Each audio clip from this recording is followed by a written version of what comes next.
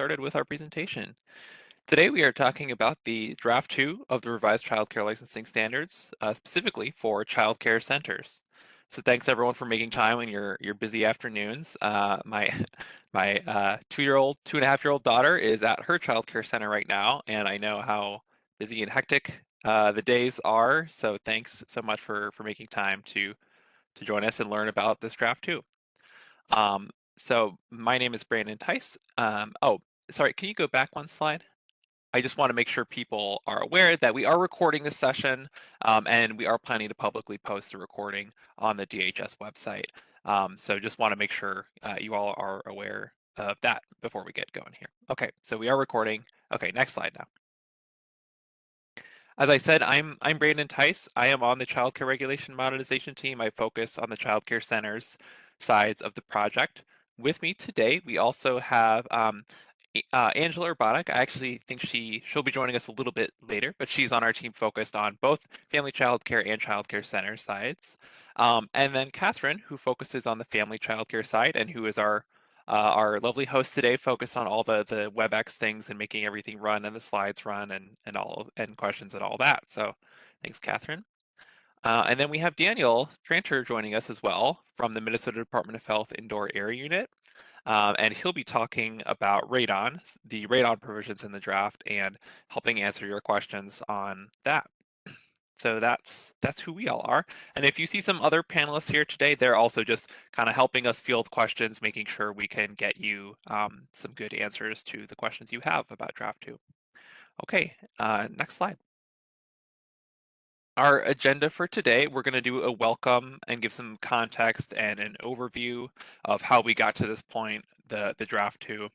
Then we'll talk about the supplemental materials. So there's the draft 2 document itself, but we also released some supplemental materials with it, really in response to what many people requested in the last round. So we'll also talk about those supplemental materials and what they are.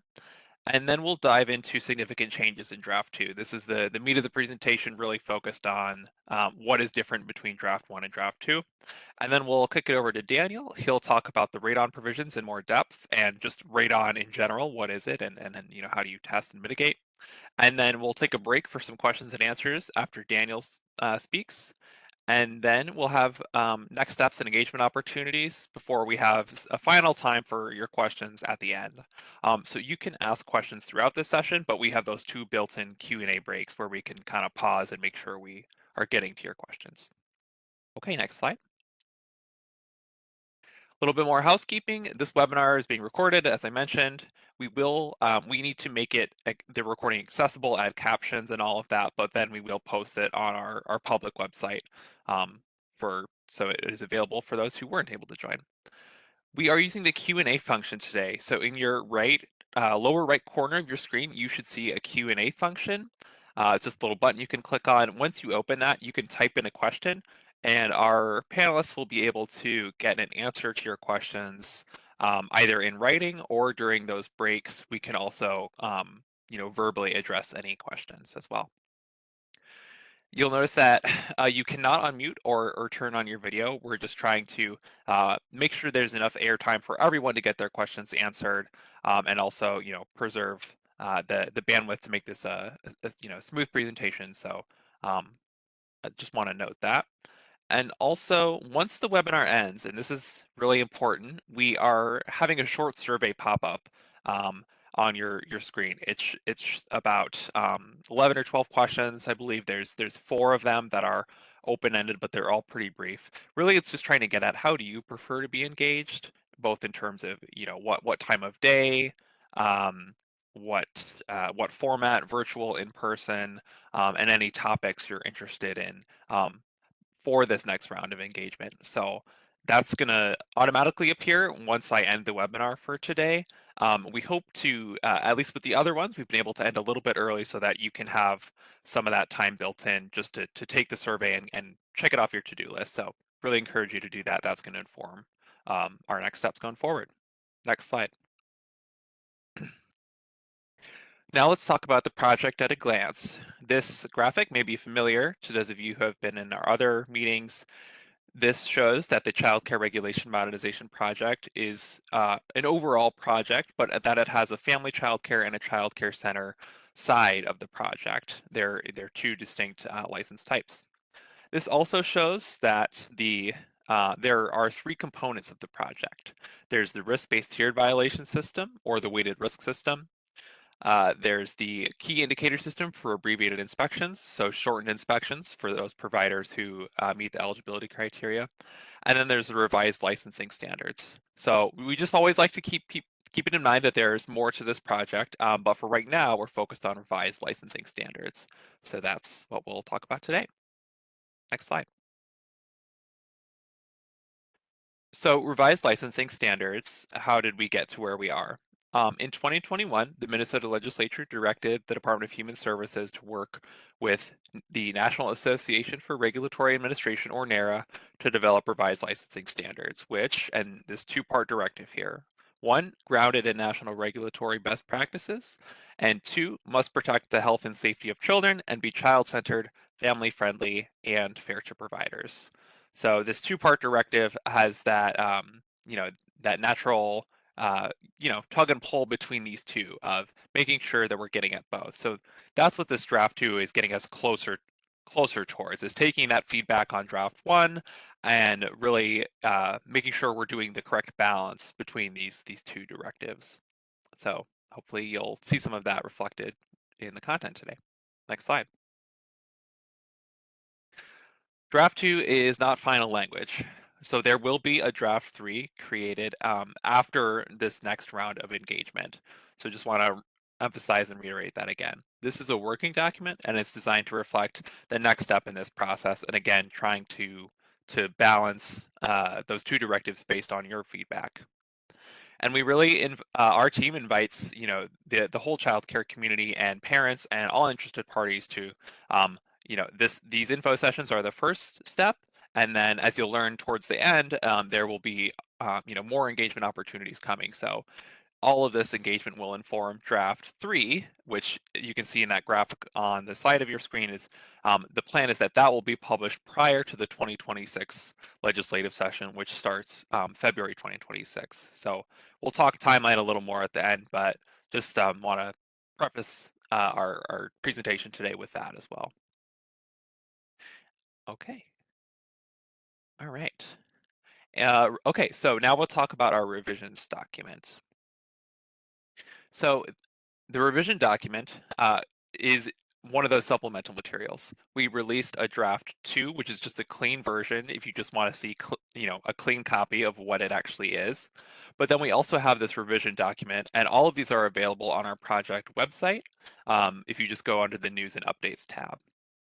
This is an annotated draft of every change made between draft 1, which was released in April 2024, and then draft 2, which is the one that we just released. Understanding this revision document, I'm just going to walk through this quickly, is that strike through is in red. That's language that has been deleted between draft 1 and draft 2. The text underlined in blue indicates that it's new language that's been added in. And then there's, in green, you have double strike through and double underline. That is indicating language that moved from one place in the document and has been moved into another place. So if you see the double strike through, it's taken out of one section, and then the double underline means it's been added to a different part of the document. Next slide. Another supplemental material we released is the significant changes summary. That's a high-level overview of significant changes between draft 1 and draft 2. It's not every change, but we picked out some, what we thought were the more significant, the more changes that would be of interest to people based on our last round of engagement. And it's organized by topic. Next slide. So understanding what changed in draft 2. There were some changes made to the drafts to better organize and consolidate language.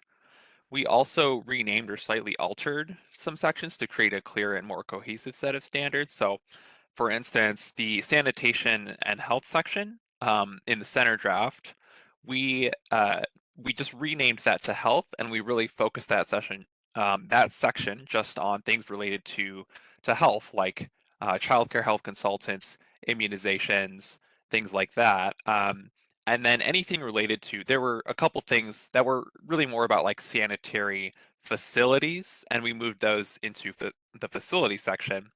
Um, and then we also, have that cleaning, sanitizing, and disinfecting section, which is really more about the procedures of, cleaning and sanitizing and so forth.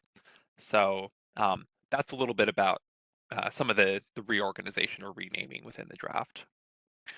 And then this last bullet is that many sections were changed in response to feedback on draft one. So you'll see some of those changes reflected in our presentation today. Next slide. And now let's get into it. Okay, staff qualifications and education. Changes made here include increased flexibility for qualifying as a teacher or assistant teacher. We work with the Minnesota Montessori Network and also with Professional Educator Licensing and Standards Board to make sure that those specific credentials, the teacher credentials from Pelsby and the Montessori specific credentials were more accurately reflected in the qualifications. And we also added in expanded the in draft one, we had added in, new qualification options. We added in one additional qualification option for those with an accredited diploma or associate's degree in child development or early childhood education. So made some of those changes. Also on aid and experienced aid qualifications. So we renamed aid to aid one, but substantively the requirements around aids are the same. One change we did, a more significant change though, is experienced aides has been changed to aid 2. So that's been renamed. We're hopefully trying to show a progression from being an aid 1 to growing into being an aid 2.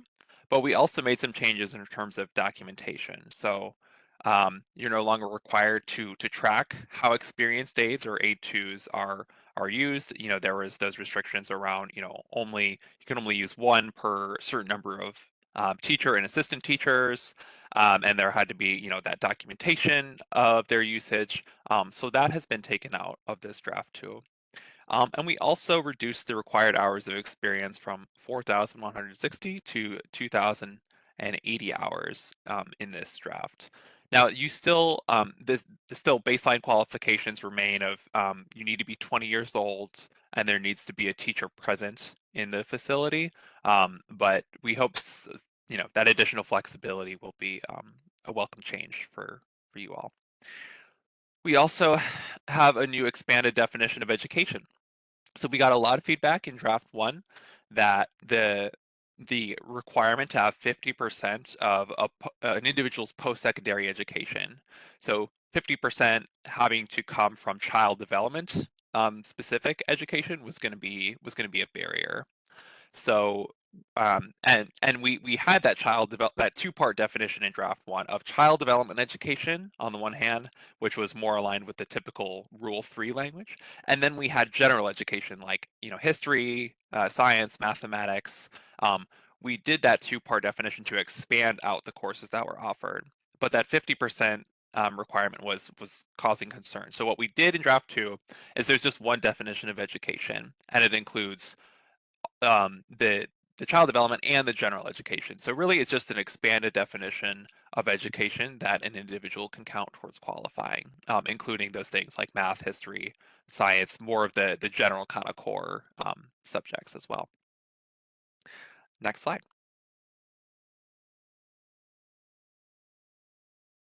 Okay, training requirements. So child care basics, again, this was something we introduced in draft one would be a foundational training that would be taken, upon initial hire by directors, program staff like teachers, assistant teachers, aides, unsupervised volunteers, and substitutes. And it would really be a foundational training for for everyone working in child care centers with children. Um, in this draft, we removed some of the specific content areas that we had called out in draft one for this training, just in recognition that this training is still being developed. And in this round in particular, we want to hear more from you all in terms of what makes sense in terms of the length of the child care basics training and the delivery format, and kind of learn more about how you're hoping this training will go, so that that can inform what we include in the next draft. Another change here is that orientation and childcare basics training may count towards in-service training hours.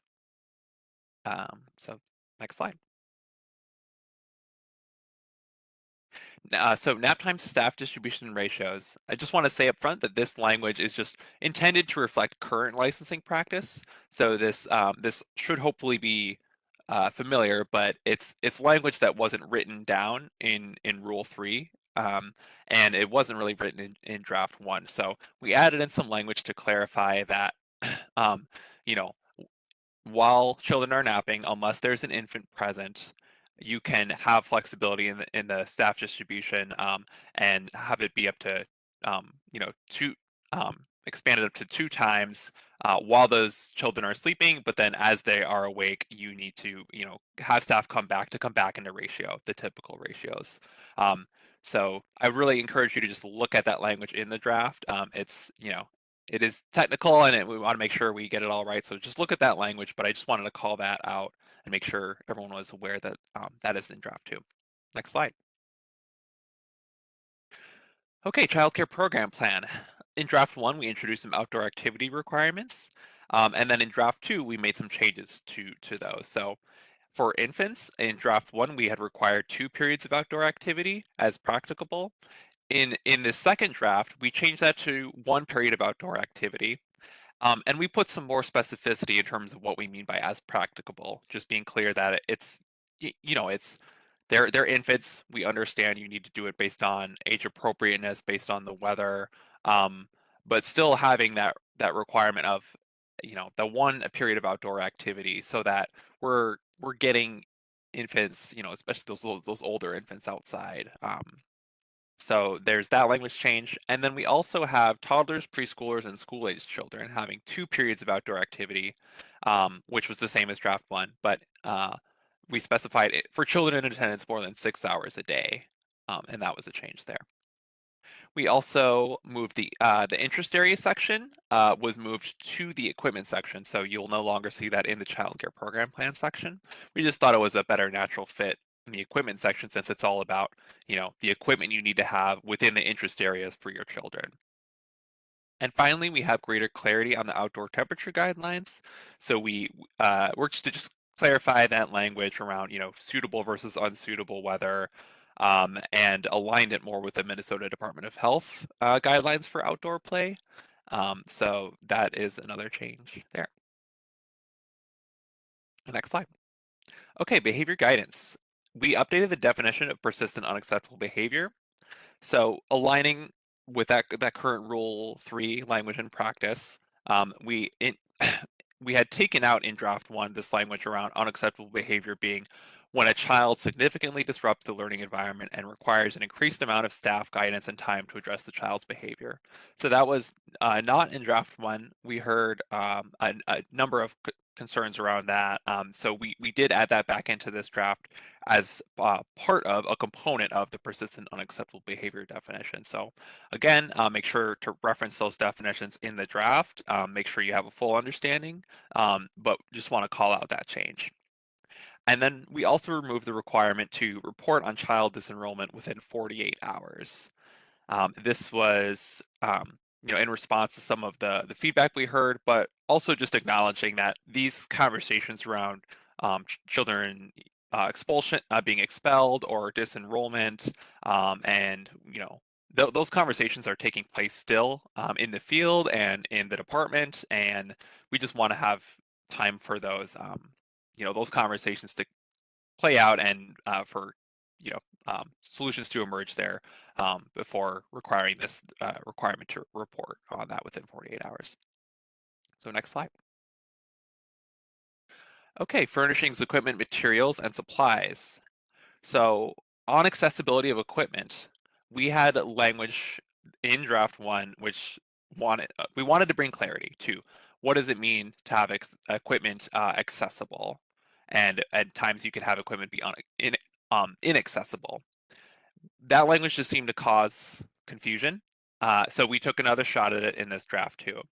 So what this new language in draft 2 hopefully makes clear is that there are equipment and materials that a center must have on site, and that's the equipment lists that you are used to by age group. And then there are materials that must be made available each day to the children attending care. So that it's really about the children who are attending that day. Do you have a sufficient number of equipment and materials for them? And then also that there are materials that may be stored in inaccessible locations at certain times of day, art supplies and musical instruments being the types we specify. Um, just acknowledging that those can sometimes be disruptive if they're out all the time, but they need to be available daily still. They can just be stored in inaccessible locations at certain times, is what that language is specifying. And then we also made other clarifying updates, removing duplicate or confusing items from the equipment lists. Next slide. So children with special healthcare needs and disabilities. In this section, we just did some cleanup and clarifications to the individual child care program plan requirements, just streamlining it really, making it more plain language, removing some language that was duplicative. So hopefully that just is a cleaner look and reads more clearly for you all. We also made some changes on the process for coordinating on the ICCPP and simplified that. So there was language that had various parties, and it was about must coordinate to the best of your ability with these, and then it was a list of all the different parties. That seemed to be causing concern and just was overwhelming. We took a step back and really just looked at and did it in more of a simplified list format in terms of if a child has this kind of plan or need, you know, then coordinate with this entity, such as for an IEP with the school district, and did that more step by step kind of breakdown of how to coordinate, and we hope that makes it clearer and feels manageable for everyone. Next slide. On the facility, we had language prohibiting, in draft one, we had language that prohibited the use of scented products, aerosol sprays, and other products. In draft two, that has been removed based on many of the concerns we heard about that. We also took a look at the animal and pest control provisions and really brought those back to just the essentials, really simplified and made those less prescriptive. And we also simplified the requirements for the use of non-toxic art and science materials. So yeah, those are changes there. Next slide. On cleaning, sanitizing, and disinfecting, we took out language which was too prescriptive around the use of sanitizers and disinfectants. There was language around, how to mix these, how to select them. Um, Really, we found that there are resources out there, and we want to call out especially the Minnesota Department of Health and the Hennepin County Infectious Disease Manual has great resources around selecting cleaners, and those are we encourage you to access if you have questions on these. But in terms of a licensing requirement, we really simplified and took out a lot of the detail around sanitizers and disinfectants. But we have requirements for cleaning specific items like area rugs, pacifiers, and flooring, which was in draft one, which we removed from draft two. So that's another change. And then also the cleaning frequency schedule. We still have that, but it is much simpler. We hope you appreciate having that schedule that lays out, how frequently to clean certain items and just having that clarity there. But we took out much of the detail there and really it's more streamlined. So next slide. All right, environmental health. So we simplified the environmental health provisions. We removed the requirement to test for lead in soil or cover bare soil. And this really is in response to just the practical challenges of, identifying, how, which soil needs to be tested and how far apart. And, there, it really, uh, we took that out because it was raising a lot of those concerns, and particularly for outdoor and nature-based programs, that was going to negatively impact their ability to operate. We also reduced the water testing requirements, so those to only require testing private water sources, so similar to existing requirements. But we do also call out that 2023 law from the Minnesota Department of Health to test for lead in the water supply. So that 2023 law required schools and child care centers to test their fixtures, and there are, there is grant funding available for that still, I believe, but we just point to that language in our draft. We don't have anything, new or different. We just reference that. And then we also have the requirement to test for radon and mitigate it if hazardous levels are found.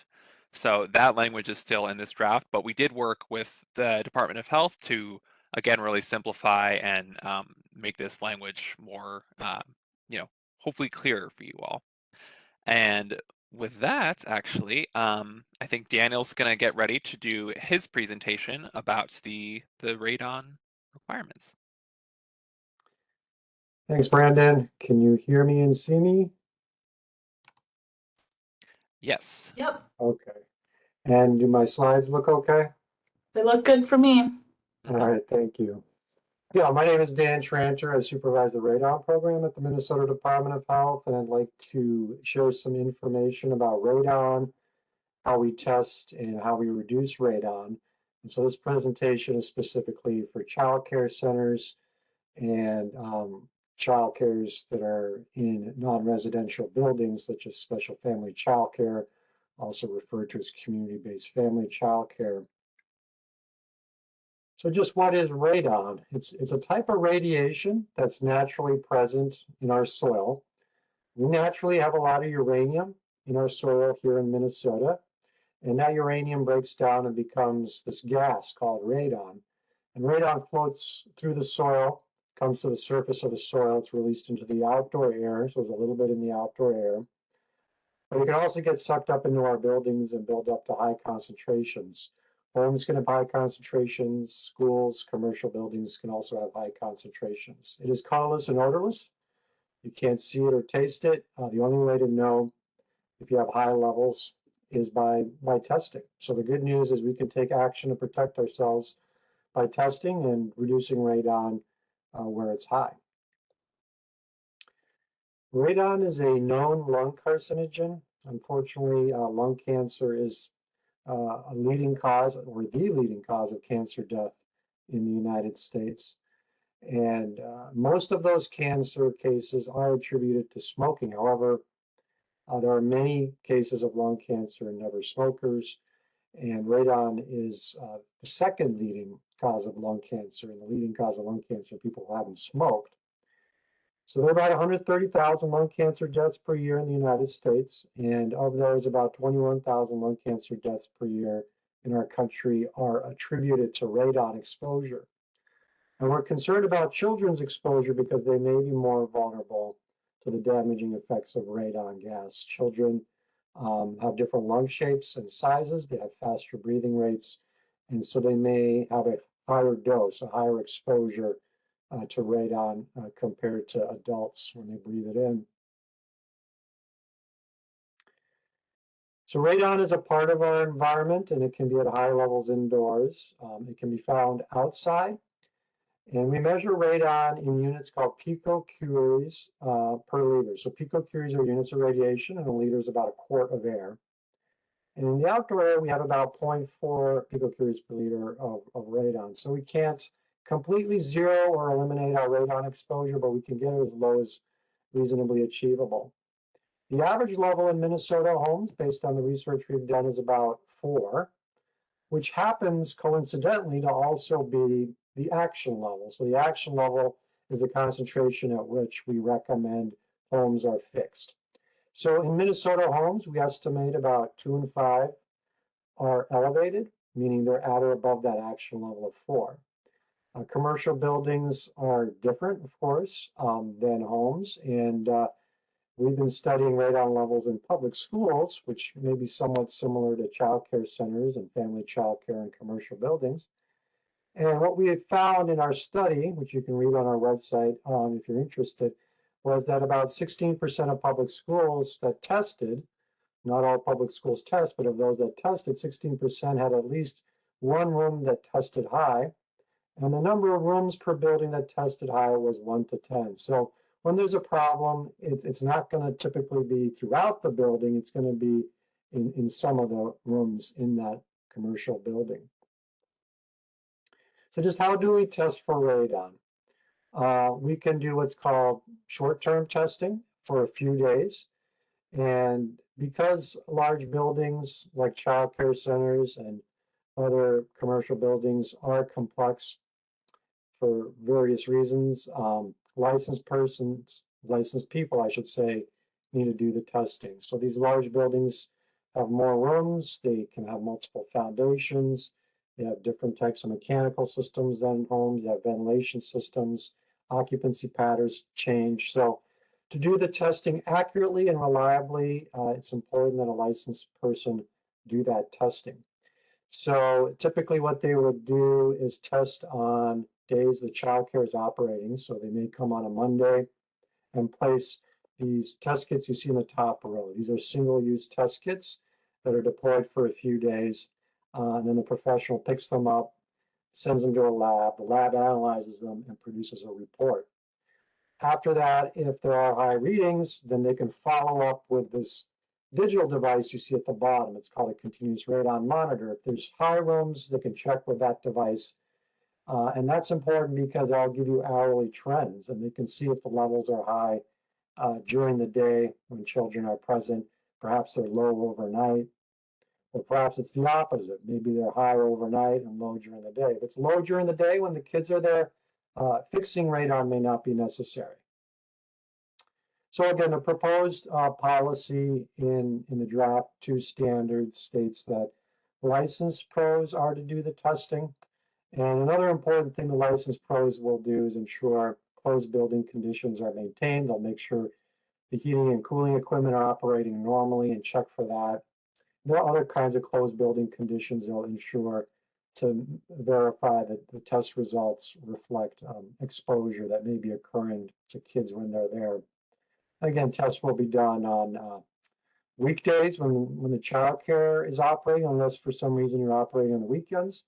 If it is not possible for some reason to do testing when the child care is operating, you could do it on weekends and holidays by making sure the HVAC is operating normally during that time. They'll also do some quality control checks to make sure the test devices are working accurately. So when radon is elevated, meaning at or above 4 picocuries per liter, we can fix radon through 2 types of methods. In this diagram, you see a method that's used in homes. It could also be used in commercial buildings. So this method involves a pipe that starts under the building. It's routed up through the building. There's a fan in line, and that moves soil gases outside. That stops the radon from coming in. There'll be a pressure gauge called a U-tube manometer that shows air is flowing. There'll be an active notification monitor, which will alarm if the system stops working. So this tells the occupants, the child care staff, if the system is working or not. And there's a lot of labeling. So that's one method. The other method in commercial buildings is to use mechanical equipment to pressurize the building or to dilute indoor air by bringing in more fresh outdoor air. So there's a couple of different options for installing radon mitigation systems. And that is the end of my talk. And I think we have some time for Q&A.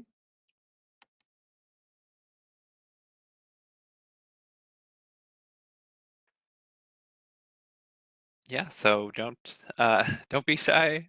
We have Daniel's time here, and yeah, any questions you have about these provisions. Also want to, it was on the slide, but before Daniel spoke, I should have mentioned that the language in the draft is that for these radon testing provisions, they would be effective 2 years after the effective date of the legislation. So if the standards pass 2 years from that effective date, you would need to be in compliance, and then every 5 years after that initial testing you do. You know, we do have that exception, like if you've tested in the past 5 years of the effective date or your licensing date, and assuming you've tested according to the requirements of the proposed policy, you wouldn't need to test that initial test, but you would test every 5 years thereafter. So I'm seeing a couple of questions. Maria asks, how much does a professional cost to test radon? So when testing a commercial building, it's really going to depend on how many rooms they need to test. They might charge $50 to $150 per room on average. And so let's say you had 10 rooms used by child care, so that could be $500 to $1,500. So that might be kind of a ballpark for what it might cost. It's just going to depend on how many rooms they need to test. Are there enough testers in the state of Minnesota? And how much does it cost? I think I just answered the cost of testing. As far as enough testers, yeah, we have about close to 400. I want to say about 380 licensed people to test that are situated across the state. So they are testing thousands and thousands of buildings annually already, mostly homes, but also testing schools. So I don't think this is going to be an issue of enough testers. Some other companies might hire a few people as they see more business opportunities with testing childcare, but I do think there should be enough testers in the state. Are schools and assisted living facilities mandated to do this as well? To my knowledge, there's no requirement for assisted living facilities to test, and there is no requirement for schools to test. Not a question, but a statement. Is it a real problem? I recently sold my home. During the sale process, the tested result was 49. Well, that is very high, and it explains why both my parents died. I'm very sorry to hear that. Died from lung cancer, Deanne says. As I mentioned earlier, it is a very significant carcinogen. We have some of the highest radon levels in the country. And we want all homes to test after homes. Other buildings should also be tested because high levels can be found not just in homes, but in any building.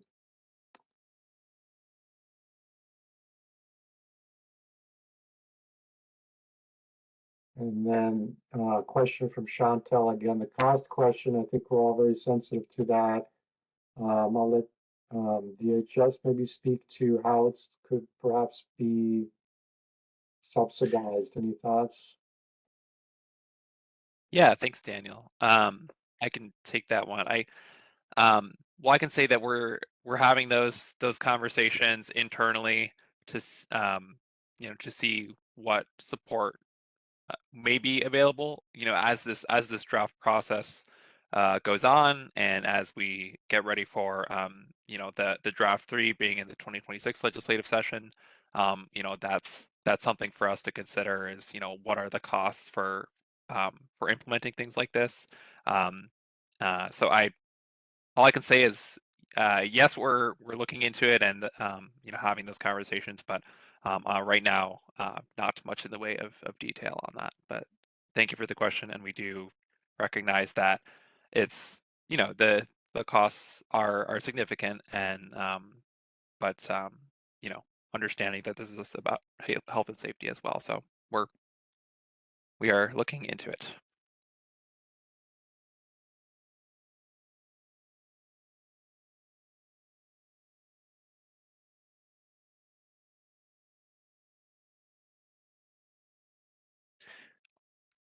I'll also just say Catherine's question about the individual child care program plan form and what that language means.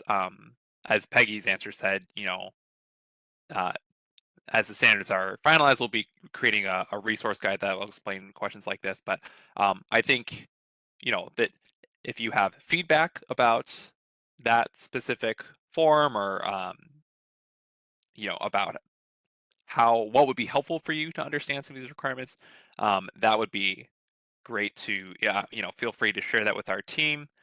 You can put in another question, or I'll also respond to your question with our team's email inbox, and you can email any feedback to our inbox as well.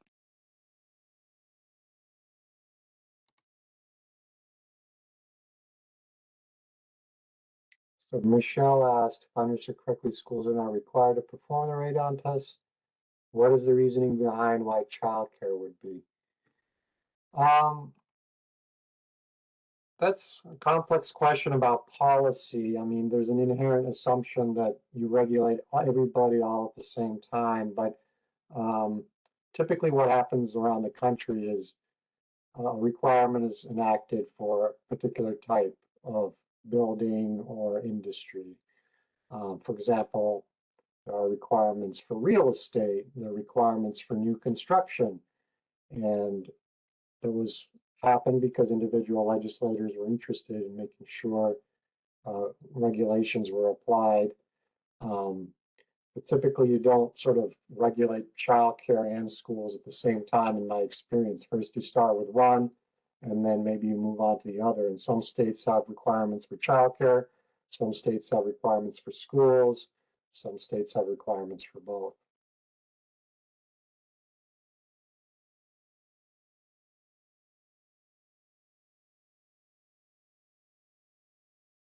Thanks, Daniel. Another just more context I want to contribute to that too is we also did look at a few other nearby states in when it comes to radon testing in childcare, and we do know that Illinois and Iowa and Michigan and Wisconsin all have some kind of uh, radon testing requirement for childcare programs. Now there are also two nearby states that don't. That they encourage it, North Dakota and South Dakota. But um, when we were looked at our charge to modernize the standards and to protect the health and safety while being fair to providers, we made that decision to include it in this draft to try and again trying to strike that balance.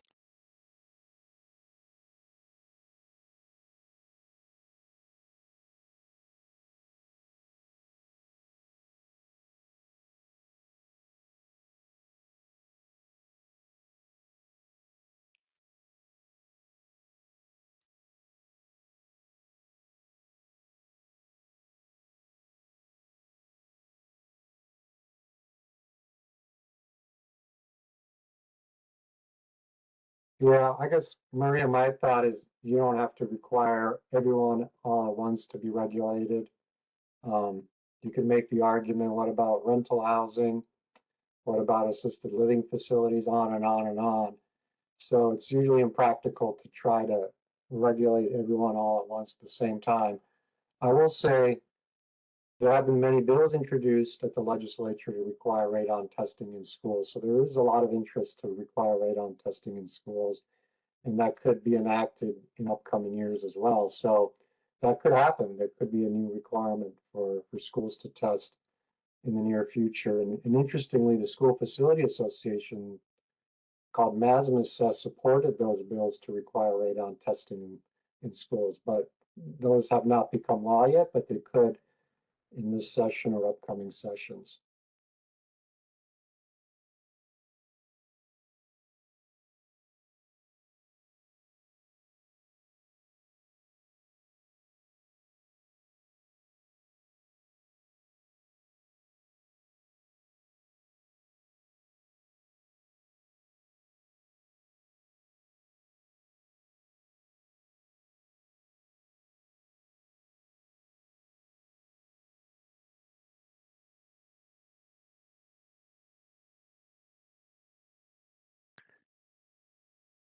Right. Well, this has been great. Thanks for the questions, everyone. Why don't we keep moving? And Daniel will stay on here in case more radon questions come up. But now we can just start talking about next steps and on this process. Okay, so the timeline. We are starting to collect feedback on the draft. With these info sessions, I think some of your questions are helping us to identify, areas where there's more interest or where there's more clarity needed. So thank you for those. Also, and then after these info sessions, based on the feedback we get from the surveys that you all take at the end of these, we'll start planning out other engagement opportunities. And we also have a few details about engagement opportunities coming up, which I'll talk about in the next slide. So the feedback on draft 2 is going to happen until the end of June 2025. And then based on, just like we did with draft 1, we'll do that period of collecting feedback, and then we will take a pause and just look at everything that we got from you all and use that to create a third draft. So again, striking that balance, taking all your input, and improving upon it for the third draft. And then we will share that draft 3 publicly prior to the 2026 legislative session, which is February 2026. And we will also bring that draft to the 2026 legislature and have it for their consideration. Now, during that legislative process, legislators, as with any bill that can amend it, it is up to them to act on it. And that's where you get to 2026 and beyond. So dependent on legislative action, if it's adopted in whatever form, that's where we get to implementation planning. So really planning for what's the timeline for implementation and what are the resources to be created to make this a successful implementation. And that's the development of materials and guidance documents, like some of what Peggy was mentioning in her answer about the individual child care program plans. So that's down the road, but that's the timeline for right now. Next slide. So upcoming engagement, let's talk about this. Next steps we know now is that we are meeting with child care provider associations to discuss their feedback and concerns on this draft. So if someone wants to, if someone just puts in a question asking about this, we're happy to share the interest form link where you can submit if you are representing a provider association and you're interested in meeting with our team. If you haven't already, that form closes the end of the day tomorrow.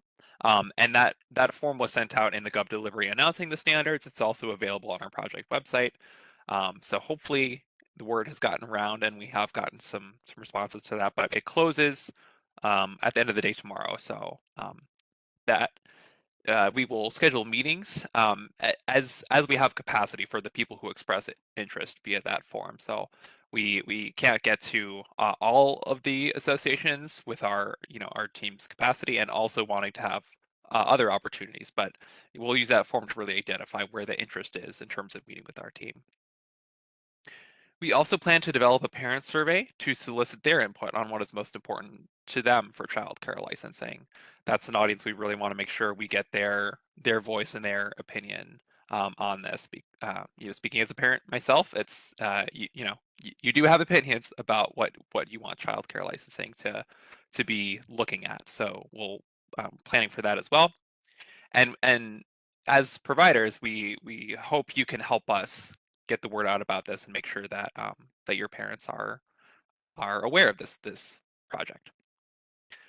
Coming next is that based on today's post-session survey, which will open once we close it, we will plan on additional provider engagement opportunities through the spring and summer.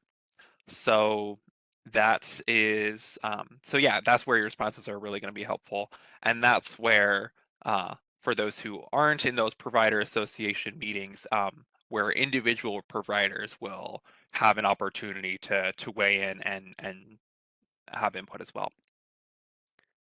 Next slide.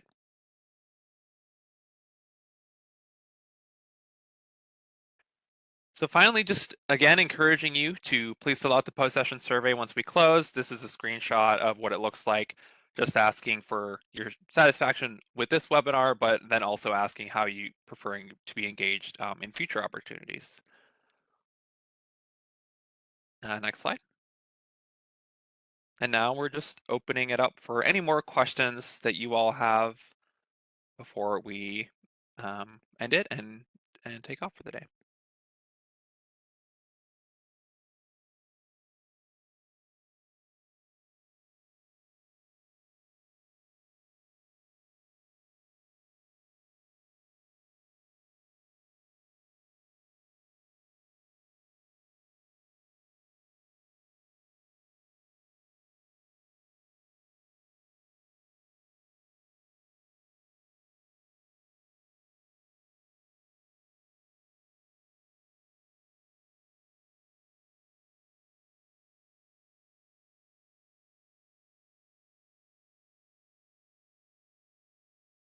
Well, I'm looking out my window and it is a beautiful day. And I know you are all probably busy watching kids and having fun with them. So we won't keep you longer than we need to. Again, please reach out to our team via that shared inbox email if you have any other questions or feedback. And thank you all so much for your time this afternoon. Look forward to the next steps with you all. Have a great day.